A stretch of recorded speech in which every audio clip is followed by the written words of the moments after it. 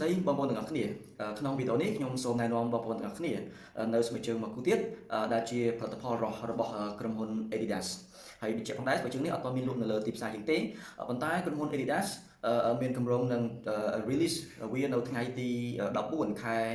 វិច្ឆិកានឹងឯងហើយវាមានតម្លៃចាប់ពី$420ឡើងទៅ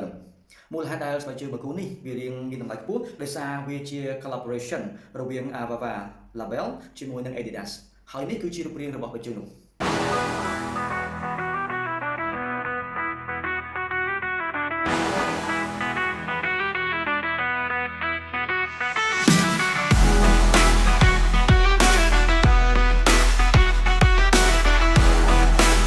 ជើងមួយគូនេះវាមានឈ្មោះពេញថា Avava X Adidas Moon Rubber Green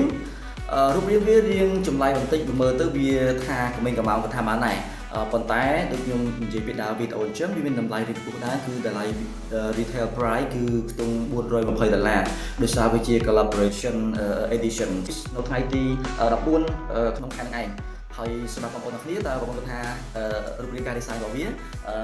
ស្អាតដែរទេសូម comment នៅខាងក្រោមវីដេអូហើយកុំភ្លេចចុច follow page នេះផងហើយយើងជួបគ្នានៅក្នុងវីដេអូក្រោយ